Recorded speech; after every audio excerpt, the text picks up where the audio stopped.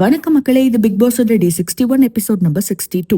இந்த எபிசோட்ல ஸ்டார்டிங்லயே கடைசியில லாஸ்ட் டேல நான் இருப்பேன், என் கூட இவங்க இருப்பாங்க, நீங்க யாரு நினைக்கிறீங்களோ சொல்லலாம் அப்படின்னு சொல்லும் பொழுது நிறைய பேர் விக்ரம் அண்ட் வினோத்தை சொன்னாங்க. பட் ஆதரிக்கு இந்த கருத்துல உடன்பாடு இல்லையாமா. அதனால வினோத்தை பத்தின கருத்தை நான் பதிவு பண்ணியே தீர்வேன். வினோத் ஒரு காமெடி பண்றாரு அப்படிங்கறத வச்சு அவருக்கு எப்படி டைட்டில் கொடுக்க முடியும்? வாட்டர்மெலன் இந்த வீட்டை விட்டு வெளியே போறாரு அப்படின்னா அதுக்கு முக்கியமான காரணமே இவர் தான். சும்மா சும்மா அவரை போய் சீண்டி அவரை ட்ரிகர் பண்ணி அவர் வார்த்தையை விட்டாரு, வெளியே போயிட்டாரு அப்படின்னு இவங்க பதிவு பண்றாங்க. இது வினோத்துக்கு பிடிக்கல. ஒரு விஷயத்த அவங்க சொல்ல வராங்கன்னா சொல்லிட்டு போட்டுமே, என்ன இதுல தப்பு? உடனே எகிரிட்டு போயிட்டு அவங்கள சொல்லவே விடாம பண்றது அப்படிங்கிறது எந்த விதத்துல நியாயம் வினோத்? இத அவங்களுடைய ஃப்ரெண்ட்ஸான கம்ருதன் அண்ட் அரோரா இவங்களே எடுத்து சொல்லியும் கூட வினோத்தால அதை அக்செப்ட் பண்ணிக்க முடியல. இல்ல, நீ ஒருத்தங்க ஒரு விஷயம் சொல்ல வரும்பொழுது அவங்கள பேச விட மாட்ட, உடனே எகிரிட்டு போய் அவங்க வாயை அடைக்கதான் ட்ரை பண்ற, அது தப்பு தான், அது நீ திருத்திக்கோ அப்படின்னு சொல்றாங்க. ஆனா அதுக்கு அரோரா அண்ட் கமருதினியே இவர் எதிர்த்து தான் பேசுறாரு.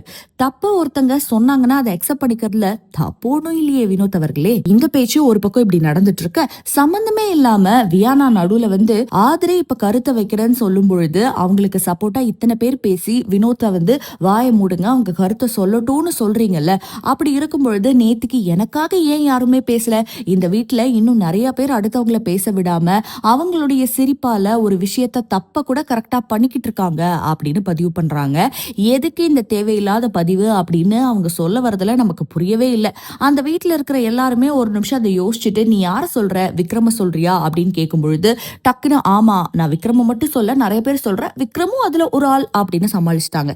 இவங்க சொல்ல வந்தது விக்ரம தான், அதை டைரக்டாவே சொல்லி இருந்திருக்கலாம். பிரச்சனை என்னன்னா பக்கெட்ல ஃபுல்லா துணியை ரொப்பி வச்சுட்டு இவங்க பாட்டு வந்திருக்காங்க வியானா. அந்த பக்கெட்ல இருக்கிற துணி யாரோடது, அது அப்படியே இருக்கு அப்படின்னு பாரு கொளுத்தி போட, கேப்டனான ரம்யா அந்த பக்கெட் துணி எடுத்துட்டு வந்து நடு வீட்டுல வைங்க, அது யாரோடதோ அவங்க அதுக்கப்புறம் சொல்ல போறாங்க, அது என்னன்னு பாத்துக்கலாம்னு விக்ரம் கிட்ட சொல்லிருக்காங்க. விக்ரம் வந்து இந்த வாரத்துல அசிஸ்டன்ட் அட்வைசராமா.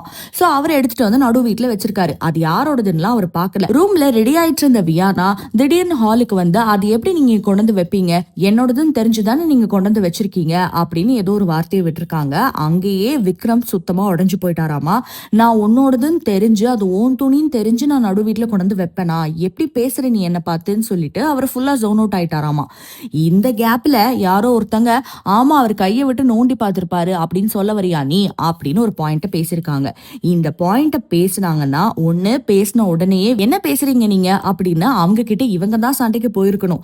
அதை விட்டுட்டு விக்ரம் ஏன் அந்த இடத்துல சண்டைக்கு போல?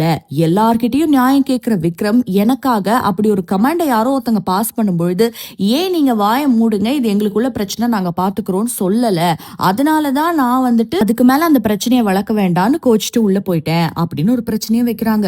இது எந்த விதத்துல நியாயம்? இவங்களே ஒத்துக்கிறாங்க, ஏன் துணின்னு தெரிஞ்சு நடு வீட்டுல கொண்டு வந்து வச்சிங்களான்னு நான் கேட்ட கேள்வி தப்புதான். ஆனா அடுத்ததா ஒருத்தங்க கமெண்ட் பாஸ் பண்ணும்போது அவங்கள நீங்க கேள்வி கேட்கல, அது நியாயமா? அது தப்பு தானே. அதனால நான் கேட்ட தப்பான கேள்விக்கு சாரி கேட்கணும்னு எனக்கு தோணல அப்படின்னு பிரச்சனை பண்றேன்னு சொல்றாங்க. இதெல்லாம் என்ன பிரச்சனை வியானா? உங்களுக்குன்னு புதுசா ஒரு பிரச்சனை பல ஆங்கிள் யோசிச்சு கொண்டு வருவீங்கன்னு நினைக்கிறேன். இந்த பிரச்சனை சுத்தமா வேலிடே இல்லாத ஒரு பிரச்சனை மாதிரி தான் எனக்கு தெரியுது. ஏன்னா வியானாவை பொறுத்த வரைக்கும் அவங்க கேள்வியே தப்புங்கிறப்போ எப்படி அடுத்து இன்னொரு குவெஸ்டின் வருது, அந்த கேள்விக்கு அவங்களையும் விட்டுட்டு வீட்டுல இருக்கிற எல்லாரையும் விட்டுட்டு விக்ரம் அந்த குவெஸ்டினுக்கு அட்ரஸ் பண்ணிருக்கணும்னு எதிர்பார்க்கறாங்கன்னே புரியல. இது ஒரு பெரிய டிராமாவாக்கி நடு வீட்டுக்கு கொண்டு வந்து விக்ரம் கிட்ட பேச ஆரம்பிச்சு விக்ரம் அதுக்கு விளக்கம் கொடுத்து அதுலயே நான் ஜோன் அவுட் ஆயிட்டேன், அதுக்கப்புறம் எப்படி அந்த கேள்விக்கு நான் பதில் சொல்ல முடியும்னு அவர் அழ ஆரம்பிச்சு அவர் எழுதான் மொத்த வீடு வந்துட்டாங்க, என்ன விக்ரம் என்ன விக்ரம் என்ன விக்ரம்னு, நீங்க விக்ரம்க்குன்னா போறீங்க எனக்குன்னா வரமாட்டீங்க அப்படின்னு மறுபடியும் அதுல ஒரு பிரச்சனை ஆரம்பிச்சுட்டு இவங்க போய் ஒரு ஓரமா உட்காந்து அழ ஆரம்பிச்சிட்டாங்க. இது ஒரு பிரச்சனையே இல்ல. இந்த பிரச்சனைக்கு இவங்களுக்கு ஆளுக்கு போய் ஆறுதல் வேற சொல்லி இதை ஊதி பெருசாக்கிட்டு இருக்காங்க. இன்னொரு பக்கம் வினோத், அரோரா அண்ட் கம்ருதன் இவங்க 3 பேருமே இல்லப்பா நீ சொன்னது தப்பு, அதை புரிஞ்சுக்கோ, உன்னோட தப்பை அக்செப்ட் பண்ணிக்கோ அப்படின்னு பேசிக்கிட்டு இருக்காங்க. அப்போ இதை நைஸா கவனிச்சிட்டு இருந்த பாரு வம்பு பண்ணாம இருப்பாங்களா, உடனே தனியா வினோத்தை கூப்பிட்டு, உன் கூட க்ளோஸா இருக்கிறவங்களே உன் மேல தப்பு சொல்லி இப்படி ஒரு விஷயத்தை எல்லார் முன்னாடியும் பதிவு பண்றாங்க அப்படின்னா நீ கேர்ஃபுல்லா இருந்துக்கோ, யார் எப்படி இருக்காங்கன்னு புரிஞ்சுக்கோ, கேம புரிஞ்சுக்கோ அப்படின்னு நல்லா கொளுத்தி போட்டுட்டு இருந்தாங்க வினோத் கிட்ட. இத அங்க இருந்த திவ்யா கவனிச்சுட்டு, தப்பு பாரு, நல்லதுக்கு தான் அவங்க சொன்னாங்க, நீ இப்ப பண்றது ரொம்ப தப்பு, தேவையில்லாம மூட்டி விடுற அப்படின்னு சொல்லி அரோராவை கூப்பிட்டு கொளுத்தி போட்டாங்க. அரோரா உடனே என்ன சொன்னீங்க பாரு, என்ன சொன்னீங்க, டைரக்டா என்கிட்டயே சொல்லிருக்கலாமே அப்படின்னா உடனே இந்த பாரு இருக்காங்க பாருங்க, நான் பொதுவா தான் சொன்னேன், நீனு மென்ஷன் பண்ணி ஒன்னும் சொல்லல. உன் கூட க்ளோஸா இருக்கிறவங்களே உன்கிட்ட பேசுனாங்கன்னா புரிஞ்சுக்கோ, இந்த வீட்ல எல்லாருமே கேம்னு வந்தா வேற மாதிரி நடந்துக்குவாங்கன்னு பொதுவா தான் அட்வைஸ் பண்ணேன்னு மொத்த பிளேட்டையும் திருப்பிட்டாங்க.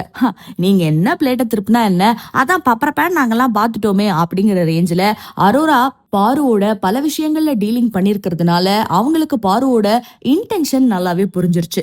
நீங்க எதுக்கு சொல்லிருக்கீங்க, என்ன மாதிரி சொல்லிருக்கீங்க, யார பார்த்து சொல்லிருக்கீங்க அப்படின்னு எல்லாமே எனக்கு தெரியும், இந்த நடிப்பெல்லாம் வேணாம் அப்படின்னு பாருவ சும்மா லெஃப்ட்ல டீல் பண்ணாங்க அரோரா. பாக்குறதுக்கு செம்மையா இருந்தது. இந்த ஊர்வாயை அடைக்க முடியும், ஆனா பாருவாயை அடைக்க முடியாதுப்பா அப்படிங்கிற மாதிரி பாருவால பேசவே முடியலங்க. அந்த அளவுக்கு அரோரா பாருவை போட்டு செய்ன்னு சிறப்பான செய்கை செஞ்சு விட்டு போயிட்டாங்க. அடுத்து இந்த வீட்டோட best and worst performer, best பெர்ஃபார்மரை 6 பேர் செலக்ட் பண்ணும். ஒருத்தங்க 2 பேரை சொல்லலாம். இந்த வீட்ல மொத்தமா இந்த வாரம் எப்படி இருந்தாங்க, டாஸ்க்ல எப்படி விளையாண்டாங்க, அதெல்லாம் கன்சிடர் பண்ணணும்னு சொல்லியிருந்தாங்க. ஆனா சில பேர் என்ன நினைச்சுக்கிட்டாங்கன்னா, நம்ம டீம்ல ஒருத்தங்க அவங்க டீம்ல ஒருத்தங்கள சொல்லணும் அப்படின்னு அவங்களா ஒண்ணு நினைச்சிட்டு அப்படி ஒரு லிஸ்ட் போட கடைசியா பெஸ்ட் பெர்ஃபார்மர்னு வரும்பொழுது Sandra Amy, Prajin, Arora, Vikkals Vikram, Ghani and Sabari இவங்க எல்லாரும் செலக்ட் பண்ணப்பட்டாங்க. இதுல கண்டிப்பா ஏன் சுபிக்ஷா வரல அப்படிங்கிற கொஸ்டின் எனக்குமே இருந்தது. அண்ட் ஆல்சோ திவ்யாவுமே இந்த லிஸ்ட்ல வந்திருக்கலாம், தகுதி உடையவங்க தான் அப்படின்னு தான் எனக்கு தோணுச்சு. அவங்களுடைய கோபமும் நியாயமானதுதான். என்னை எப்படா தூக்கி நீங்க வர்ஸ்ட் பெர்ஃபார்மர் லிஸ்ட்ல வைப்பீங்க அப்படின்னு பிளாஸ்ட் ஆயிட்டாங்க. நீங்க யாருமே என்ன சொல்லலன்னு அவங்க டீம்ல இருக்கிற எல்லார்கிட்டையும் கோவப்பட ஆரம்பிச்சாங்க. அப்போ அந்த டீம்ல இருக்கிற எல்லாருமே ஏன் சொல்லலங்கிறது கொடுத்த ரீசன் எதுவுமே வேலிடாவே இல்ல. அவங்க எல்லாரும் ஜெயிலுக்கு போனாங்க. சோ ஜெயில 10 பேரா உட்கார்ந்துருக்காங்க வர்ஸ்ட் பெர்ஃபார்மர்ஸ். இந்த நேரத்துல பிக் பாஸ் என்ன சொல்றாருன்னா, ஒரு பஸர் அடிக்கும் பொழுதும் ஒருத்தங்க உங்களுக்குள்ளேயே பேசி இவங்க வெளியே போலாம், ஜெயில இருக்க தகுதி இல்ல அப்படின்னு சொல்லி டிசைட் பண்ணி வெளியே அனுப்புங்கன்னு சொல்றாங்க. அதன்படி ஒருத்தங்களையா வெளியே அனுப்புறாங்க. அப்ப கூட யாருமே திவ்யாவை இந்த வாரம் ஃபுல்லா சமைச்சு போட்டிருக்காங்கல்ல, சோ இவங்களை கொஞ்சம் கன்சிடர் பண்ணலாமே அப்படின்னு சொல்லி அவங்களுடைய பேரை சொல்லல, அவங்க வெளியவும் வரல. கடைசி நேரம் வரைக்கும் ஆதிரே அண்ட் திவ்யா ரீட்டைன் ஆயிடுறாங்க. சோ அவங்க 2 பேர் தான் இந்த வாரம் நிறைய நேரம் ஜெயில இருந்து அந்த தண்டனையை அனுபவிக்கிறாங்க. இதுல ரொம்பவே ஃப்ரஸ்ட்ரேட் ஆன திவ்யா லிட்ரலி கதற ஆரம்பிச்சிட்டாங்க. என்ன இந்த வீட்டை விட்டு வெளியே அனுப்பிடுங்க, நீங்க யாருமே முதுகெலும்பு இல்லாத ஆட்கள், கேமே விளையாட தெரியல உங்களுக்கு, உங்களோட இந்த கேமை விளையாடுறதுக்கு நான் வெளியவே போயிருவேன் அப்படின்னு சொல்லிட்டு அவங்களுடைய ஆதங்கத்தை வெளிப்படுத்த ஆரம்பிச்சாங்க. அவங்களோட கோவம் 100% நியாயமானதுதான். ஏன்னா அவங்க இந்த வாரம் நிறைய வேலைகள் பண்ணிருக்காங்க. ஓகே, டாப் 6 பெஸ்ட் பெர்ஃபார்மர்ஸ்ல அவங்கள நீங்க வைக்க வேண்டாம். ஆனா அதுக்கப்புறமா ஒருத்தங்களா வெளியே வராங்க இல்லையா, அந்த லிஸ்ட்ல கூட திவ்யாவை யாருமே கன்சிடர் பண்ணல அப்படிங்கிறது நிஜமாவே நியாயமானதா இல்ல. ஆக மொத்தத்துல திவ்யாவுடைய கதறலுக்கு கண்டிப்பா இந்த வாரம் பதில் இருக்கும்னு நான் நினைக்கிறேன். ஏன்னா அவங்க இந்த வாரம் நிஜமாவே டிசர்விங் ஆன ஒரு கண்டஸ்டன்ட், நல்லாவே பிளே பண்ணாங்க. போன வாரம் ரொம்ப அமைதியா இருக்கீங்க, நல்லா இல்ல இந்த திவ்யா அப்படின்னு சொன்னதுக்கு அப்படியே இந்த வாரம் லிட்ரலி ஸ்கேல திருப்பி போட்டு 6 அடிச்சிருக்காங்க திவ்யா தான் நான் சொல்லுவேன். ஆனா அவங்களுக்கு இந்த நிலைமை தேவையில்லாததுதான். பார்க்கலாம் வீக்கெண்ட்ல இவங்களுக்கான நியாயம் கிடைக்குதா என்ன அப்படின்னு. மேலும் பல பிக் பாஸ் அப்டேட்ஸ் தெரிஞ்சுக்கிறதுக்கு மறக்காம தி ரிவ்யூ ஹப் சேனலை சப்ஸ்கிரைப் பண்ணிடுங்க.